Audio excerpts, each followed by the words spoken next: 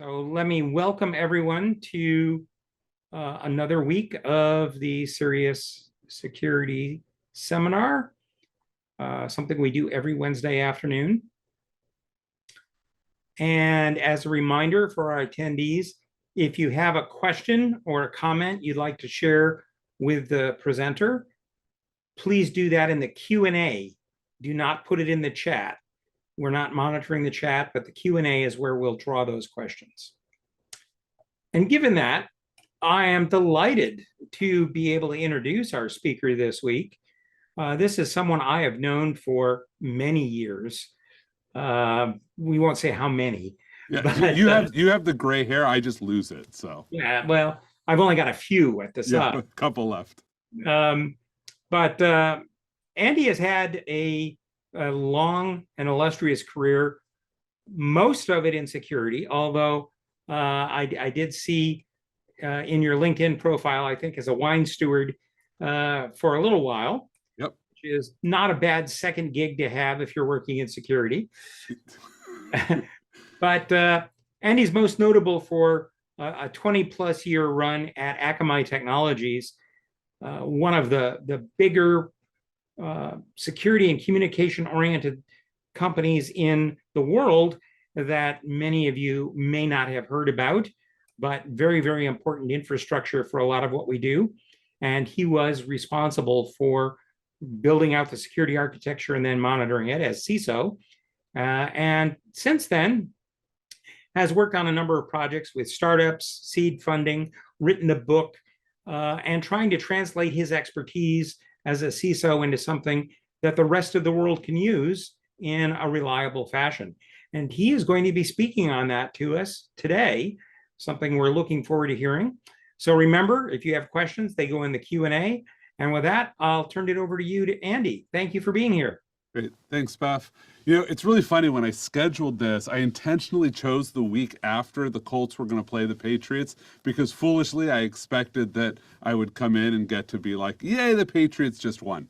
For those of you who didn't pay attention, they did not do very well last week in Germany. So, you know, fortunately, we didn't have to witness that here in the US. So today I'm going to talk about, the challenges of building a security program. And this is not going to be a soup to nuts, like here's the specific things you need to do. This is about how to measure and how to think about the efficacy of your program and what are some of the simple tools you might want to look into having. If you're really excited by this and you want to go off and do more of it, if you Google CISO 91 days, you will get my 91-day guide for how to be a CISO, like your first 91 days. Here's how to approach it. It's a nice ebook. It's behind a registration wall, but it's one of those you can put in any data you would like. So this talk is one about how do you think about your security program. And the first thing, and I hate this phrase, so I'm going to start with it, which is defense in depth. And when we think about security, so much of security is rooted in the history of land warfare that we need to understand what was behind principles that people were using so we can figure out if they're applicable. So for those of you who do not remember World War I, because you were not around for it, this is what's known as the Maginot Line. Now, the Maginot Line was built after World War I because France looked around and said, oh my God, trench warfare. We were fighting for every inch of ground and we were building trenches dynamically. And we know there is going to be another war with this country over here, right? That Germany is awful. We know they're going to come back because of, all the things that happened coming out of World War I. And so we want to prepare in advance. And our model is we would like to slow down the German infantry. And so they built what really is an engineering marvel of the world, is the Maginot Line. You can still go visit it today because the Germans ignored it in World War II. And it's these amazing fortifications that had the Germans decided to invade France directly using the same tools that they had done in World War I, like France would have been able to hold them off for a very long time. And in fact, this is the key because their goal was to say, look, it's going to take you a while to get from Germany to Paris, and we can trade that land for time if we need to, but we want to start by making it very expensive. Now, notice that as they did this, they said, okay, we're going to build this defense further out. The first thing they did was they left Strasbourg outside the fortifications because there was no way to defend this asset. They couldn't actually build a wall on the other side of it because there's a river here, and the other side of it was Germany. So they already had to abandon key assets. This did not make the folks living in Strasbourg very happy. You'll also notice that the fortifications here were very weak. And that's because Belgium objected. Belgium said, whoa, whoa, whoa, how are you going to put us on the outside of your wall? And the French said, well, why don't you build a wall? To which Belgium said, we can't afford it. So these fortifications were very weak. And now there's a forest in here that doesn't show up on the maps. And what happens in World War II, just to give you a very quick historical summary, is Germany puts all of its troops into armored personnel carriers, drives through the forest, goes straight to Paris, and basically ignores everything here. So they basically built this defense that did not matter for the tools the adversary was going to use, but more importantly, they really didn't think about how the adversary would show up. And that is going to come up as we think about how to build our security programs. Second thing we look at ancient times, let's go back even further, is the whole concept of the perimeter. Now you may recognize a walled city here. One of my favorite things about walled cities is how much the Roman army actually decided to just build walled cities on the fly. So you have now done your job and thought about the Romans at least once today, so you can participate in that meme. But what the Roman legion would do is they would basically march only half of a day. Like they wanted to stop well before sundown because they would immediately put up a walled city around their encampment. And the longer they were going to stay somewhere, like every day, you have bored troops, you have to keep them busy, they would continue to build a city where they were, right? They'd dig dirt, they'd put up walls, they'd put up palisades. And this was basically key to the defense, was to say, look, if once you're inside, we think you should be inside. And we want to check before you come in and out, because you're a scout, you're a hunter, whatever. So this is the access point where we're going to check to make sure you really belong here. But look, if you get inside and you don't belong here, at some point we'll notice and we'll kill you. But we want to make that hard for you, so we're going to really check you here coming into the perimeter. Now, of course, adversaries could just climb walls. So at some point, if you're going to be around for a long time, you add a moat. And now what's the point of a moat? And a moat isn't really the same concept of defense in depth where you trade land for time, right? Distance for time. Instead, what you're doing is actually defense in height. What you're going to do is say you have to defeat two different defenses at the same time. That's why we don't put moats a mile away from castles, because then somebody could cross the moat and then worry about sieging the walls. Here it's like, oh, we need to get a ladder, except the ladder either has to stretch across the moat or sit in the middle of the moat to build its way up. And to make matters worse, if you're defending a castle, you probably added something like people on top with boiling oil or arrows shooting down, right? So this is a classic defense in height. People often mistakenly say this is defense in depth. There's three things you have to get through. But if you have to get through them all at once, it's a height problem, not a depth problem. It's going to be key as we think about some more of our security models. Now I want to pivot and think about one of the ways people often measure security is obviously through metrics. If you've ever reported to a board, which many of you hopefully will at some point in your careers, I've done this many, many times, you're asked to show some metrics. This is a very common pair of metrics for vulnerability management.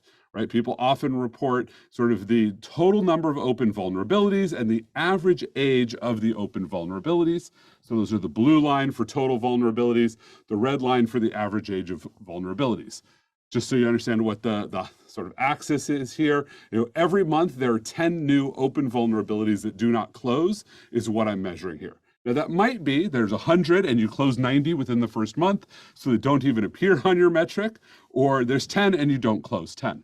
So first problem you can immediately see is we don't have any idea what the underlying environment is like. How many vulnerabilities per system? How many vulnerabilities are getting closed? This is just about open vulnerabilities. So the first thing you should always do is challenge this definition and say, okay, if what you're measuring is how long have the current vulnerabilities been unpatched? First question, what systems aren't even in this? And I've seen this dynamic play out. A board member looks at the CEO and says, hey, I hear that patch management is important. Are we patching all of our systems? To which every CEO says, of course we are. We follow industry standard guidelines on patching our systems. Board member walks out of the room. The CEO says, oh, shit, I got to make sure I didn't just lie to the board, and goes and calls the CIO. Says to the CIO, hey, do we patch all of our systems appropriately? Now, what just happened is the board asked all of our systems, and they meant every system the company is responsible for. The CEO said all of our systems, but they're asking the CIO. So the first thing that they've just done is said, is it all of the systems the CIO is responsible for? Because CIOs rarely do governance. right? CIOs are an operational unit, so they're going to focus on their operations. So all of those systems in shadow IT, or that engineering supports, or that marketing supports, and if you laughed at that, it's true, marketing supports a lot of systems in every company I've ever worked with. They're just not even going to be covered. Often at some point, this is a game of operator that goes down until the answer that's really coming back up to the board is, yes, when Microsoft Patch Tuesday comes out, we patch our domain controllers for high severity vulnerabilities within 1 week. And that's not what the board asked, but that's the answer that they're going to get. So that's the first thing. What systems are not included? Now, what vulnerabilities aren't counted on those machines? If you have an IT organization that has application owners outside of IT that they treat as tenants, IT generally only reports on the vulnerabilities in the operating systems that they're responsible for. They're not always going to report on the tenant vulnerabilities. So you may have vulnerabilities that aren't counted. Maybe they're not even reporting on your network infrastructure, and you will be surprised one day when an iOS vulnerability comes out, Cisco iOS vulnerability comes out, and your entire networking infrastructure goes kaput. And then, of course, sometimes people count vulnerabilities that don't really matter. Like, these are open vulnerabilities, but are we talking about critical ones? Are we talking about information vulnerabilities? Are we talking about vulnerabilities that don't actually matter because your configuration already neutralizes them? If you think back to 2014 when Heartbleed came out, anybody who did not enable UDP was fine, right? If you were just TCP only TLS, Heartbleed didn't affect you, but you might have actually counted that vulnerability. That's the first thing we want to do whenever we look at our metrics for measuring our program, is really challenge our definition to understand, what do these things mean? The second thing we want to do is play some what-if games, right? So we've got this thing that's moving up sort of continuously. And we said, what if something new happens? And in this case, kind of forgetting what vulnerability this was that I used for this. This was the Minecraft one, the Java Log4j. Thank you. What if we didn't patch it? So Log4j happens. And so in this scenario, I've said, what if there's 10 extra vulnerabilities that happened this month and we didn't patch them at all? And so look at what happens here. It's very subtle, but our blue line, which is the total vulnerabilities, it increases a little bit, right? It goes up by about 10%, a little faster than it would have. But the average age of open vulnerabilities went down. So this metric that says how bad we are, oh my God, we don't patch, it takes us forever to patch, it actually got better. Wait, we just had a vulnerability that might be critical, just dropped, we didn't do anything about it, and the metric that we are reporting says, oh, that's okay, we got better.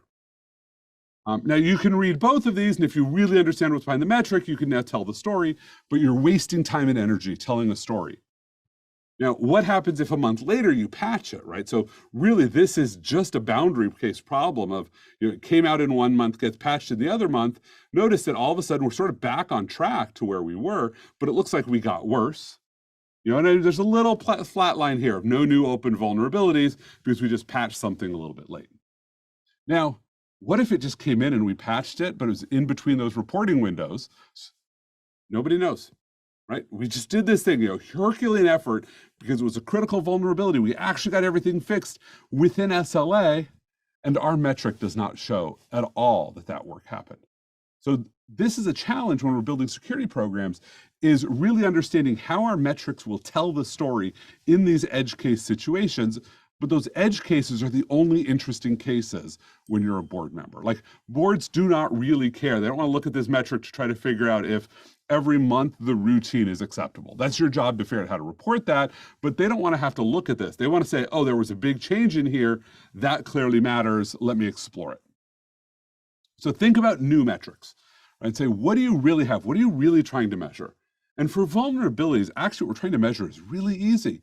We have asserted that there's an SLA. You can argue whether those SLAs are correct, whether it's useful to have them, but every compliance regime, every standard says you should prioritize your vulnerabilities, usually critical, high, medium, or low, and you should set an SLA to fix them. So let's call it 7 days, 30 days, 90 days, 180 days. The only question that matters, how often do you meet your SLA?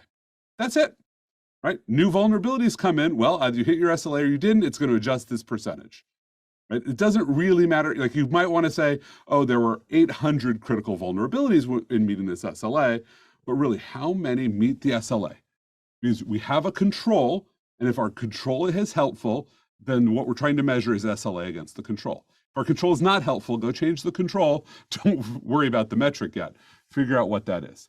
Now, this is what you should expect. Like you'd say, oh, these SLAs get looser and looser, but notice that the compliance rate also gets looser. Like, I don't care whether my low compliance rate is 40% or 60%. That doesn't matter nearly as much as this 85 or the 70%, right? And maybe we're going to use the KEV list to say that our APSS to decide what's critical or high. And so we're pivoting towards the vulnerabilities that we think might matter more. But this is what's going to matter, because this now is really hard for someone to tamper with. Although I'll come back later to how someone might actually try to tamper with this metric. So now let's pivot back, come back to sort of our original thing about thinking about defense, right? And so when we think about defense, humans think linearly, right? We're not used to thinking in 3 dimensions. We like to think in straight lines. But defense isn't linear, even in the physical world, let alone in cyber. Right? So we have to deal with attacks in sort of these 3 different dimensions.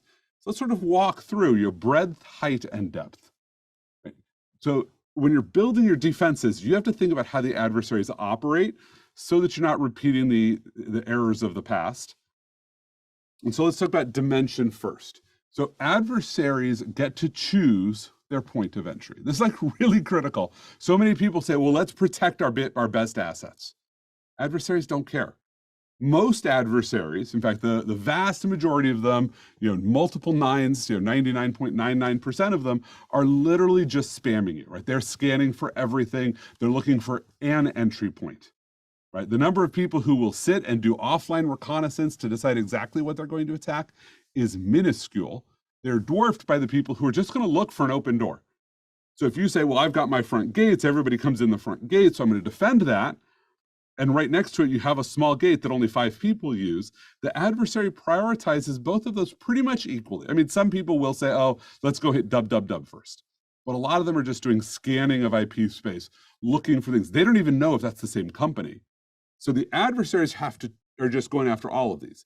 So as a defender, you don't get to sit and look at which one's prettier and defend it. You actually have to defend all of them, especially the ones that seem unimportant, because that is where adversaries will land first. So my favorite tool for doing security management is a spreadsheet. Always is. If you do not have a spreadsheet somewhere in your security management program, either you're so amazingly good that you have tools that nobody else has, or you're missing something. And this is the spreadsheet that is most important, especially if you're in charge of a security program, which is the list of the types of assets you have. This is not an asset inventory. This is an asset inventory. So you might say, we have a public cloud, right? Maybe we have like 70 public clouds. Okay, one metric that I'm going to use to be able to spot, like, is this a good inventory, is how many systems are in it, right? And if you can pull up that number in an easy automated fashion, that's great. Write it down, put it up here. And then do this for every class of system that you have. And when you want to think about what a class of system is, I like to use sort of deployment methodology, like who is in charge of deploying software there or managing the applications, how do they do it, combine under those, because that's the way in which your company will tend to think about it. So if you have production servers that the IT organization maintains, great. They've got, cases, their system, we'll use that to measure it. We've got the dev and build environment that nobody's sure how they maintain it, but kind of we at least have a dev tools team that maintains the lab. So great, pop that in. All of the enterprise endpoints, these laptops everybody's using, the servers that people have, the SaaS services, like those are assets that you have to worry about. And that number is going to be massive. Most people don't realize how many SaaS services a normal company has.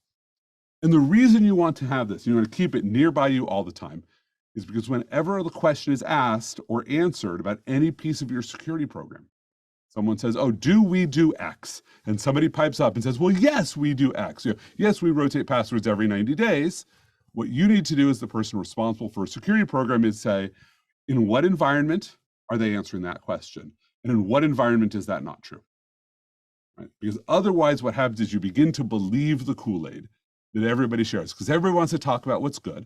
Nobody wants to talk about what's bad, and they forget. And they're like, oh, we have this dev environment that's where all of our software gets built. Like, oh, we don't have to worry about that, unless that's what the adversary is trying to compromise.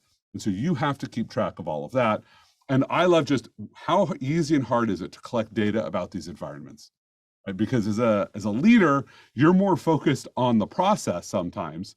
And so measure the process. Just say, hey, like, I once went, we had to do a survey and said, let's just figure out what the vulnerability management state actually is across the whole business. Went through every one of these, and it took me 2 program managers 6 weeks to get us numbers that were just, what is the open vulnerabilities and patch rates? That's all we asked for. We had that number, we did it, we presented it, and classic management, comes to me, so I turn around, I present it, and the CEO says, great, I want to review these numbers every month. And I'm like, I can't do that for you. They're like, well, why not? I said, well, it took two people 6 weeks to do this. So for me to get this to you every month, I would have to dedicate 3 FTEs just to data collection. And maybe that data collection, pushing people to go pull the data, it would get faster over time, but that's not really an efficient use of like 4% of my workforce. So that's what you're going to want to measure, because this is then your rating to say, oh, we can't get better than this because we don't have data to pull. So that's how you're going to think about breadth in your environment. And then we're going to pivot, and now we're going to talk about height. And so the way that we're going to think about height as a defender is to really think about how well our defenses stack. And now I used the model originally of the moat and the bridge and the wall behind it.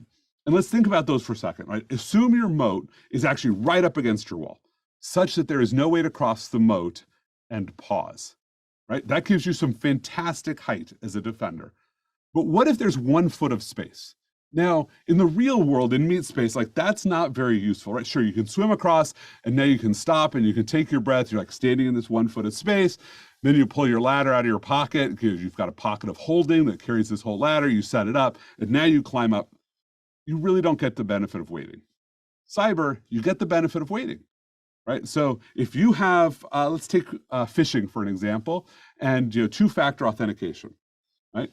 Most of you probably are using 2FA in 1 or more places, but a lot of people aren't using an integrated FIDO2 compliant MFA, right? Think about push-based SMS, where first you log in with a password, and once you have validated that this is the correct password, the system will push an OTP code to someone to say, hey, is this really you? Hopefully they're pushing it to you. You respond with the code. Right? Now, an adversary can attack one and then attack the other. Because if they don't have the right password, they can't get a code pushed at all. So they take their massive database of usernames and passwords, they go hammer the website, maybe it's very slowly or whatever their authentication engine is. They find all of the accounts that work, they have a valid password for, and now they're going to do some form of attack. You're probably targeting SMS fatigue. You wake up in the middle of the night and all of a sudden your phone's exploding with, hey, click here to accept this authentication. And you're a developer, you're tired, you assume it's some API you wrote that, a cron job that's going crazy, you push and say yes, adversary just got into your environment. Or it's an OTP code and they call you and they say, hey, I'm from the help desk, I just pushed an OTP code to you, can you validate that's really you? Right, and now they're going to use that. So those are things that didn't actually stack in height, they're actually going to be depth. And so we just want to think about what controls do we have that we think actually work well together. And so let's look at some. I'm going to look at public cloud because every environment is going to have different ones, right? So inventory is actually the root of almost everything on height. I got to know what it is to know what I'm building on top of it, right? So maybe I'm going to say vulnerability management. This is the first thing, because obviously if there's a vulnerability here, you're going to bypass all the rest of my controls.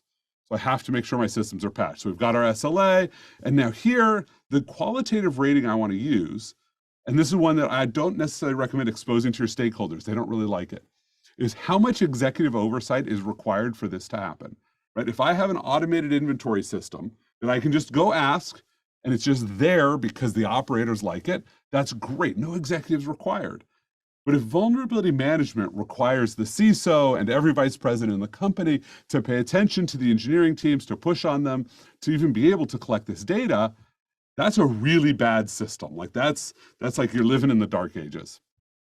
And some things just require some executive oversight. They're moving along, and the executives can't afford to look away, but they don't have to push it. And so let's look at some of these things. We talk about configuration hygiene. Here I'm using sort of an old metric that just is a count, like count how many configuration problems you have on your systems, where there's a weak config, because again, like those are maybe, setting yourself up like, oh, I have to turn on authentication and access control. If I don't do that, these next two don't matter, right? So it's how they're going to stack together. Let's think about authentication. Two different ways we want to think about authentication. One is users and one is non-human users, right? So users, probably the authentication we're looking for is, are they using some form of FIDO compliant MFA? If it's, can it be key-based? So we're using some form of cryptographic key rather than using a password. And what is our compliance rate for our users, right? Do they have an up-to-date protected authentication credential? For machines, this is a little harder. You can't necessarily just say, oh, I'm going to issue all of my machines a second factor, although that would be kind of nice, but they only get one factor. There's no body part to a machine. Maybe you put an HSM on them. But your question really is going to be, how protected are the machine identities? Is this a file sitting on disk unencrypted? Or is this loaded up into an HSM or a virtual HSM, something that is protected in some way so that the credential can't just be taken off the machine? How much is the credential actually going to be tied to the machine it's on versus being portable? And that can get very challenging in doing management with dynamic systems that are coming up and coming down. Access control, when somebody has authentication, what are they using it for? And you can think of this as sort of partly authorization. And the best metric I've ever seen is grants utilized. And so if you think about a grant as being some permission that is set up, right? I have a user, I have a resource they would like to access at some privilege level, and either I'm going to say yes or no. That's a grant. So we set up some set of grants. And let's take, we have 100 people in our environment, 100 sysadmins. We have 100 servers that they're going to interact with. That's, if I give them all of the access, that is 10,000 root level grants. I'm not going to be granular about root versus non-root. And now let's look and say, well, who's actually administering what? And let's just say that the systems tend to come in groups of 3 or 5, so I can divide it evenly. And each user is part of an admin pool of 5 that manages 5 machines. So each user only needs 5 grants. They have 100 grants. And so, at best, my utilization rate is 5%. It's probably even lower than that, depending on how the individual teams are dividing up work. Maybe each person actually only manages 1 machine. So what you're going to want to do is think about, how do I get this number into the high double digits? Like 100% utilization is mostly unrealistic unless you have an amazingly responsive ops team doing just-in-time grant administration. At Akamai, I had the number well into the 90s because there were so few grants actually ever given out to anybody. But we did have some grants that were very widespread. Like you could get a grant that gave you read-only access almost anywhere, and people did use those. But those we gave them out a little more easily. But we would go look, and it's like every 90 days, who's using what grants, and if you're not using your grants, we're going to cut them down. Exploit monitoring, or sometimes called threat detection. This is actually an awful metric. I have it here because I like to call it out, right? Because dwell time is an inverse metric, much like the first vulnerability management metric I talked about, and this is usually how long does the adversary sit once they're in undetected before we find them. And so what often doesn't go into here is like, oh, somebody broke into a system, they were immediately detected, and we kicked them off the system, revoked privileges, whatever it is. That often isn't counted. So let's think about what happens with this metric. If I want to improve this metric, the way I'm going to do it is I'm going to say, well, how is somebody getting in that I don't see them? Oh, I found a whole class of ways that they're breaking in, so I put in place a defense, right? And all of a sudden, all of the easy finds, the things I was able to detect and do repetitively that maybe manually took me 30 days, so maybe half of this number is 30-day dwells, and I took those dwells and I eliminated them entirely, this number actually goes up, right? So you want dwell time to actually increase. In a healthy environment, your dwell time approaches infinity, not 0. At some point, it gets so high it actually drops back to 0 because there's a discontinuity that once you've closed every possible way somebody can sit and linger, then they can't sit and linger forever. But every time you find a new way to find somebody who's lingering, you actually drive this metric up, not down. And then I like to call out data protection as a place that I think security teams have actually done a really poor job of designing defenses around them. And we still don't really understand, public cloud has really exploded data in a way that is very unhealthy. In the old world of IT, where it was all in the data center, you had basically one database that had all of your crown jewels in it. And if somebody said, oh, I want access to that data because I'm this cool data scientist, I want to do research on it, everyone was like, heck no. The database admins were like, nope, you may not run queries on the production data set.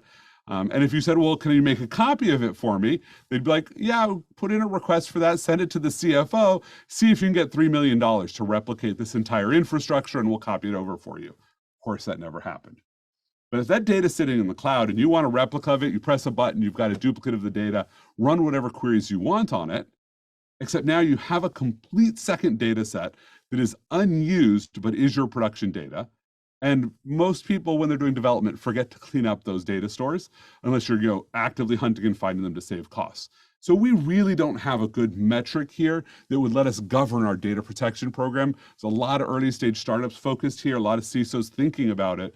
But right now, this is still, I think we're head in the sand trying to ignore the problem more than we're solving it. Now let's think just a little bit about depth. Adversaries move laterally. I have sort of drawn this forward or deeper into the environment. But when we talk about lateral movement, really all we're talking about is somebody has gotten into the environment and they're moving somewhere else, right? So that's sort of that east-west movement, because we're thinking only that depth has two dimensions. Either it's internet accessible or it's not. And once you have crossed over that boundary, you've gotten into a system in the DMZ, you can move laterally all you want. Now, we could think about a lot of defenses that might go into here around microsegmentation, different ways to prevent this. But what's interesting is defenders often think from the inside out. So we go find our crown jewels, and then we say, well, what are all of the documented ways that somebody could get to that crown jewel? Like, here's our data store of PII. What databases have access to that? What applications have access to those, right? We work our way outwards. That's the exact opposite of the way the adversary is going to work. The adversary is going to come in, they're going to break into an edge system, and now they're going to look around and say, oh, what credentials are here? Oh, I see a credential. Admin, let's look and see where it's connected to. Okay, let's go follow and move inwards. And so you may not realize that, oh, there's this developer that they set up a machine right next to our production database because they wanted to try out a new query language, but it would only run on a different OS than the systems we'd had, so they had set up their own machine. It's got a direct connection to production, but it's not a documented direct connection. And it's just sitting there, some adversary breaks into it, and they're just going to spot over.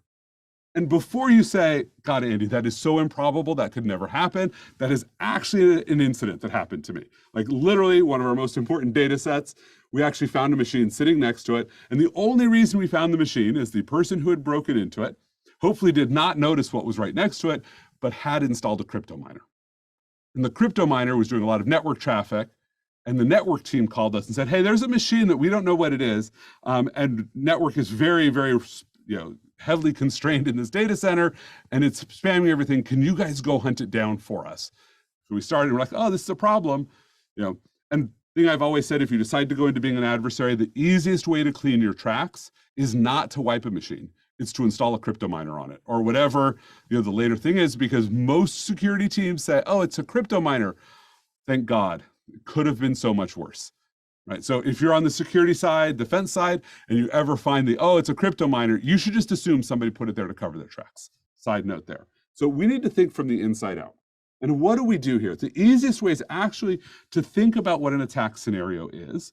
And so think of it similar to like Little Red Riding Hood, right? There's an attack scenario of, the wolf asks her where she's going, gets her name, gets her grandmother's name, goes there first, sets up a watering hole attack. But it's an easy watering hole. Like, I know exactly where you're headed. I know exactly who to pretend to be. And so what we want to do is we want to first define, like, what is an attack? Tell a simple story. So let's take ransomware. Right? Ransomware is a very simple story. Adversary gets a foothold in our environment.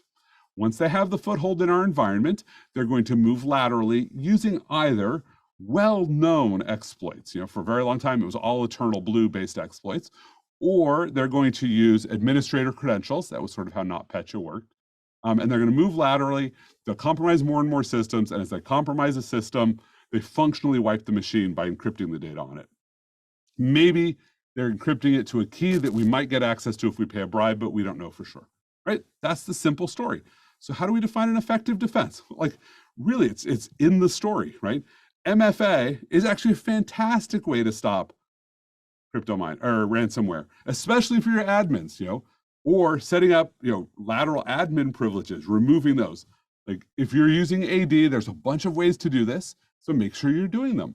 And of course, they're mitigated by data backups. And before you laugh and say, Andy, why are you recommending data backups? I actually don't mean old school, like, oh, let's hard, back up everything. I actually mean new school, like everything just lives in the cloud. Like, I don't have any data on my laptop that matters because I'm partly moving from machine to machine on a regular basis. Everything I use is stored in the cloud. It is backed up. So if ransomware hits one of my machines, fine, whatever. I go get a new machine. I instantly have access back to all of my data. And so then be able to narrate your story, because you need to be able to convince people, when the next NotPetya happens and your board says to you, hey, are we defended? You get to say things like, oh, we're using FIDO MFA for all of our users, so we're not really worried about credential theft. We've implemented 3-tiered Active Directory administration. And if you do not know what those 4 words mean together and you're using Active Directory, you need to fix one of those 2 facts. Either stop using Active Directory or go learn about Active Directory tiering. And we've eliminated the central jump servers that had all the credentials stored on them. Maybe we've gone to something like a Bastion Zero style model that's letting people pass through without getting direct shell access. Lots of different ways someone might actually do that. And so this is how you know if you're effective, is when you can tell the story and tell the defense story. And one way to think about how to tell these stories is to look at the safety world. I'm a big fan of Nancy Levison's work, Engineering a Safer World, where she talks about tell the story of unacceptable losses. What is the unacceptable loss? What were the hazards that led to that unacceptable loss? And then what are your controls to mitigate those hazards? Right? And that safety communication works just as well on the security side. And the last dimension is time. We do have to recognize that adversaries are waiting, and I'm putting air quotes around waiting, because what it really is you always have another adversary. So if somebody scans you who were well defended, you have a break in your security, there's somebody else scanning right behind them. So the first adversary misses it, the second one gets it, and they're going to show right in. So you need to make sure that your controls are continuously improving. I like to look at this in the same way that, in the business side, we say if a company isn't growing, it's shrinking. Well, if your controls aren't maturing, they are weakening. And so you need to make sure they're continuously weakening. And so you need to ask yourself, are your processes maturing? So think about what overtime efficacy might look like. Like, I've got these numbers today. What do I think they need to be over time? And then what missions would actually mature the controls? And SLAs is a fascinating thing because most of the missions to improve SLAs have nothing to do with security. It has everything to do with build process. You might look at this 7 days and say, oh, we're hitting it 85% of the time. What's the biggest holdup? Oh, the biggest holdup is it takes us 3 days to qualify software and 4 days to put together a release and get it out. Well, that's my 7 days right there. So it basically means nobody can argue with me and I have to exactly hit the right day of the week to slide everything in. Because if I come in 1 day behind that major production release that just started its rollout, I'm not going to be able to do my rollout on time. Now, the solution here is not to deprioritize production releases. It's to say, how do we get this and improve the latency? One of the best effective things I ever did as the CISO of Akamai was a system that we called Hyperdrive, which was moving forward to a more CI/CD model for rolling out software, because we predated all of the models. We built things that were cloud ready, cloud native before there was a cloud, and we were really excited that we could roll out software, every N days. I'm not going to say what N was, because it was a miracle in 2000. By 2020, it was not very exciting how fast we were doing it. Pulling 5 days out of that latency was a miracle. And it all of a sudden meant I could hit all my patches because nobody was fighting me about inserting releases in things. And then think about how you track deviations, right? Because you have an SLA violation, and what you're going to have is an SLA exception process, which looks something like this. Someone says, well, we can't fix it in 7 days because X. And somebody has to approve that you're going to violate the SLA, right? Maybe that's the CISO. Bad idea, by the way. Should never be the security team approving exceptions. It should be whoever's up in their management chain who's senior enough in consultation with the CISO who's going to say, hey, by the way, why are they doing this? Because what we noticed happened was things that had a 7-day SLA or a 30-day SLA, 12 hours before the SLA expired, we would get a request to violate the SLA. They'd say, there's no way for us to fix this now, right? Can we violate the SLA? And the answer is, well, you're going to violate the SLA. You are literally on path to violate the SLA. There is now no way to solve it. But if I look at your timeline, you actually knew 5 days ago you were going to violate the SLA because you made the choice not to disrupt an existing release, or you made a different, whatever your choice was. That was the point for you to have said, we need to violate the SLA because we're doing a trade-off. Like, more important to get out this production release, less important to fix this. The moment you make that choice, you've chosen to violate the SLA. If that wasn't escalated early, that's the SLA violation. So we started, tracking and saying, very nascent, saying, okay, if you don't get an SLA exception, half of the time towards the SLA, so 3.5 days, 15 days, 45 days, then you don't actually, get a pass on it. You just have a different SLA violation. You violated the escalation SLA. Track those as well, because you will find that if you're like, oh, it's not an SLA violation, if you get an exception, then you'll have no SLA violations because everybody will get an exception on the very last day. So remember, as you're designing your security program, things you're going to do, you're going to defend with coverage, right? Make sure you know where everything is. Make sure your controls are actually comprehensive, that they actually work together in the way that you mean them to make it hard for adversaries to even take one step. Know the context of what's actually behind even your least important systems, like build attack chains so you can see the path an adversary will take. And make sure you have continuity, that your controls are getting better. This is the whole realm of the compliance world, is making sure that controls that you built to protect yourself still work years later when you're not actually watching them, right? Because it's one thing to say, oh, look, we know we fixed this, but it gets reverted, nobody's doing it, nobody's watching, adversary breaks in a way that you knew they could do and you thought you had fixed years ago. So thank you. There's I'll actually leave it up on that one because that's a more fun end slide for it. I think now we're gonna have some time for some Q&A. And Spaff, I don't know if you want me to try to go pull up the Q&A or if somebody's gonna pull it up and read for me. I can read them to you Awesome. if you'd like. That's better because then I don't have to go find my keyboard. That's right. Let me start with a short one. And by the way, thank you for all of that good advice. I think that hard-won advice for many of the people we have here have not actually had to deal with some of the situations you have. And so this will be very helpful. Right. I'll start with the short one first. How do you build an SLA plan if multiple companies are involved in server management? So I think, so this is going to be a great one, because when we tried to roll out the SLAs at Akamai originally for vulnerability management, everybody wanted to say, well, I'm going to do the SLA from when I'm informed of it. Right, so we actually had we had 3 people involved. It's, well, we have to get it from the vendor. The vendor has to get it to IT, who's going to qualify it. Then IT has to work with the application owner to roll it out. And IT and the application owner wanted to have separate SLAs. Each of them would hit their SLAs. And my attitude was, as the security stakeholder, there's only one SLA, and it is end to end. Right, SLA is from public notification that there exists a vulnerability until it is mitigated. That is your SLA. Right? If you, the IT administrator, has a vendor who's doing work for you, that doesn't get you off the hook on your SLA. In fact, you're responsible for the vendor. So you need to go establish an SLA with your vendor. If they can't satisfy it, like, we have a problem, but we should be noticing that. So we once had a vendor who was like, we're not going to fix this. Right? And I'm like, that doesn't get you off the hook. If we have vulnerable systems, I'm not going to not report it. And so now it's a conversation as a business to say, what do we want to do about the fact? Because the purpose of the SLA is not to hold the feet to the fire of an application owner and make them look bad.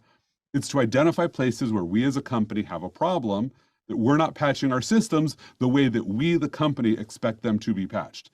So you don't want to make it so complex that things can drop between the cracks of your metric and people not notice the problem above it.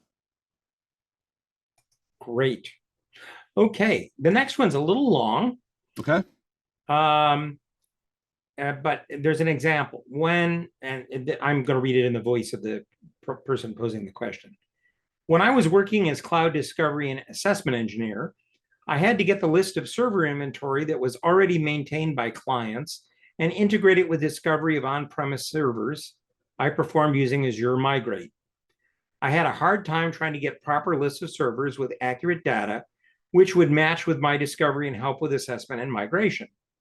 My question is, how do we ensure security with this amount of disconnect between teams and maintenance of inventory lists? And what tools, apart from Excel, can actually help companies protect the integrity of their data? Multi-part question there. And I'm going to do a small vendor pitch for one of the companies in my environment, but there's a lot of other companies you could use for that. There are a number of security companies that this is specifically a problem that they've tackled to solve, which is being able to take disparate sources of inventory and like measure them against each other. So one example, Vulcan Cyber, which does cyber risk management. One of their competitors, Kenna, does a similar thing. Exonius also does some stuff in this space. So in a sense, what you often do have to do is say, I am going to do inventory of inventories. And so if I have my discovery and you have your discovery, I have to just have a scalable way to rationalize them. Now, one thing that you should be doing is coming back and saying, hey, how do we get this better? We don't want the company to keep having different, or the client in this case, to keep having different data. And so what recommendations can you come up with to come back to the client? They're just as an aside of, hey, just so you know, I, whom a professional in this field, like had difficulty finding all of your systems, being able to do the migration. That's going to be a challenge for you post-migration because XYZ, right? That's an additional finding. That's more value add you get to provide. I would love to say there's an easy answer to this one, but at the end of the day, like this is the hard problem of security, is in many cases, there is not the level of operations discipline among our stakeholders that would make our job easy. But if that discipline existed, we wouldn't have jobs. Personally, I actually wish that discipline existed. I actually said this to a group of CIOs recently. I was at a CIO conference. They were talking about the role of the CISO, and somebody said, like, why do CISOs have so much power? So the reason CISOs have power is because CIOs are not doing their job, which at first people were like, what are you talking about? And I said, every time somebody rolls out a new system, your attitude is, unless you get to choose and control and do everything about it, you won't keep track of it. It doesn't go into your inventory. You call it an unsupported system. It's a shadow IT, whatever it is, and you do everything you can to forget that it exists. And because you do that, the company has security risks, and every one of those risks is what justifies the existence of a CISO. That we come in and we will hunt down and find all of those systems. We'll use our tooling now that some of it exists, but even if it's just brute force, like, you know, the reason that CISOs first existed was CIOs didn't want to do e-commerce. So somebody went and built an e-commerce platform, and some security person said, well, I will help you secure it because that's important, while the CIO looked the other way, and all of a sudden we had a CISO.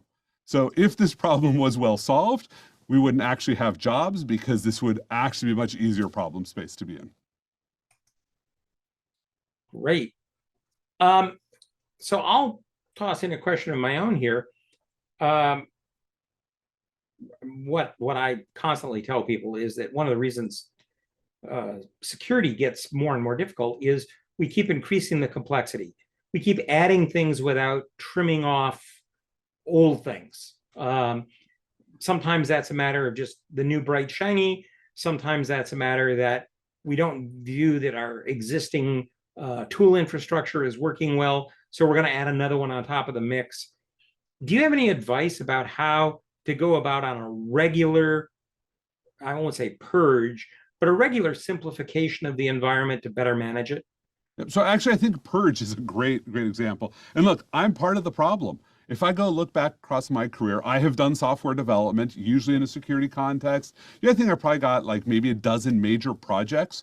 Every single one of them was written in a different language. I literally learned the language to do solve a problem and then moved on, right? That's a problem. That literally is like, we're not refining, we're just sort of throwing away and rebuilding. But often we don't throw away. And so that's what you have to go look at, is say, well, how do we end of life things? Because what usually happens is somebody rolls out a system, it gets 12 different use cases, and then the next system that comes along solves for 10 of them. So we migrate 10 of our use cases over, and we leave 2 of them behind because the people that use them refuse to stop doing it, and the company refuses to support them, right? And that disconnect is what leads to much of the sort of bloat in IT environments, is this disconnect between what the company is willing to pay for to take good care of, and what the employees are willing to stop doing. And so that was a regular thing. The first production network that Akamai turned off, like we had a lot of production networks that did different things. The very first one that was turned off was actually run by a security program manager. That she just said, like, we just got to turn this off. And it was down to like it had 2 customers. Everybody said, well, of course, one day we'll turn this off. It was not profitable to have around, but we had these 2 customers. They were paying us money. It was not as much as the cost of running the network. And she said, okay, everybody has said we're going to turn this off, but there's no process to do it. So we'll make a process up. And once we had done that, we drove this process from end to end. We shut down that network. And all of a sudden, like the ops teams were like, oh, this is possible. They took our process and they started running it against other legacy networks and getting rid of them. And so it was this real benefit to us to be able to do that. And so sometimes you do just have to chase down and say, what are the things we're going to get rid of because they're too expensive for us? And security can lead the way and sort of show that it is possible. So find an ally. Don't try to look for the most important thing to shut down. Find something that an engineering team that's stuck with maintaining it or an ops team stuck with maintaining it wants to shut down, but doesn't feel like they have the political power to do it. Because often security has the political power, but not the feet on the ground. And if we can connect ourselves with the people who want it done but don't have the power, like things will happen. But if we go find somebody who's like, no, I don't want you to shut this down, and we start pushing on it, they're going to drag their heels. They're going to waste everybody's time. And the most important thing is to be effective in your use of time, because we have so little time compared to how much good work there is to get done. Yeah, and I think that's where a lot of shadow IT comes in as well, is that unsupported applications, because somebody really feels they need it because they don't know alternatives or they don't have support for an alternative. Yeah. And write down the requirements. Like we had people that we would go to and say, look, I'm not IT. I'm not going to tell you to turn off this machine. I'm going to tell you that you're running this system. Here's the security requirements to run a system. And they would look at it and they're like, I'm not funded to do this. I'm like, well, you thought you were funded to deploy a system. This is part of deploying a system. Let's go talk to your management, see if they'll give you funding. And people always dreaded that. It's like, oh, my management's going to tell me to turn this off. But that is another approach. Like, do you just say, here's the requirements? And that's where having that inventory of inventories is helpful. Because you can now go and say, hey, engineering, we normally just talk about your production, well-maintained systems. We're going to talk about all that shadow IT you have built to make your job easier. Here's what it looks like on all these metrics. It's awful. And I'm going to put that in front of the VP of engineering and say, what do you want to do about this? How do you want me to help you? Yeah. Yeah. Or what are the functions here that actually need to be supported versus would just be nice to support? Right. And at the end of the day, that's not our call. Like, we're in security, our core job. And if people walk away with nothing else, I'd want them to remember this. We enable the business to make wiser risk choices. The business is going to take risk. That's what they do. They engage in risk to make a profit. And our job is to help them be wiser about it. And most of the times, security risk is because they just didn't even know what they were doing or what was happening or what the consequences were. And just the awareness of what that risk is often enough to get people to make wiser risk choices. That is a great statement that we can tie up with, because I don't see any other questions in the Q&A. That was a great presentation, Andy. Thank you. Very much appreciate the wisdom you bring to this, and hope that maybe you can come visit us in person sometime soon. I would love to. We'd like to show you around. And you can have an interesting conversation with your cleaners about the power supply for your it was fascinating because it really was tucked away in a corner that I'm like, I've never seen that switch get pushed. So, well, that's, as you know, there's a lot of great horror stories in the various security and operations departments about the cleaning staff unplugging things so they can plug in their floor polisher. Yep. I actually have a really good one, since we have a couple of minutes. My favorite power story was actually, I think, the Baltimore Aquarium, which they come in one morning and the master circuit breaker has flipped. There's no power. A lot of fish are dead that relied on, very sensitive heat, but they can't find the problem. They come back in the next morning. Exact same thing has happened. They finally get like an entire volunteer crew and all their staff to come in and sit in the aquarium all night long to figure out what was going on. And it turns out that they'd recently installed, an emergency lighting system that would run all night, just to make sure there was specifically light in all of the places. And an octopus was unhappy with it because its tank had the light shined into it. So in the middle of the night, when it wanted to go to sleep, it opened up its lid, it squirted water at the emergency light, which shorted it and the master breaker, then went to sleep. Excellent. Reminds me of a few of my undergrads. But that's a story for another time. And thank you, everyone, for attending the seminar today. We will have another one next week, next Wednesday. just before Thanksgiving. Thank you again, Andy, and we'll look forward to seeing everybody at some time in the near future. Absolutely. Thank you. Have a great evening.